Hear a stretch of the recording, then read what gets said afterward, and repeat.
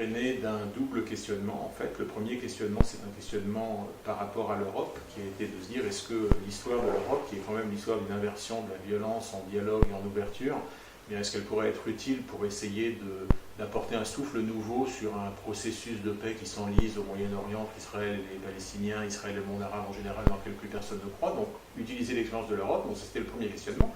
Puis il y a eu un deuxième questionnement qui, moi, me concernait plus directement en tant que rabbin, c'était de dire, finalement, est-ce que la tradition juive a les ressorts de penser théologiquement l'État d'Israël d'une façon autre que celle qu'elle fait aujourd'hui, qui serait de limiter l'État d'Israël simplement à un État dans lequel la majorité démographique serait juive, et à travers cette nouvelle perspective sur Israël, d'ouvrir peut-être un pan de réflexion nouveau qui permettrait de négocier, de réfléchir et d'envisager un avenir qui aujourd'hui est complètement bloqué. Donc c'est vraiment un double questionnement, un diplomatique et deuxièmement religieux, théologique.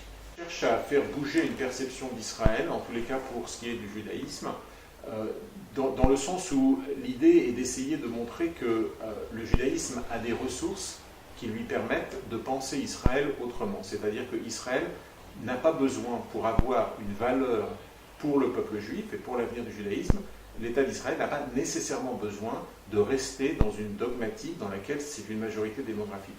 Et quelque part, pourquoi c'est important? Parce que la problématique de la majorité démographique, quand on est une minorité, tel que c'est le cas pour nous, les Juifs en Israël, eh bien, ça amène à un moment à des problématiques de ségrégation.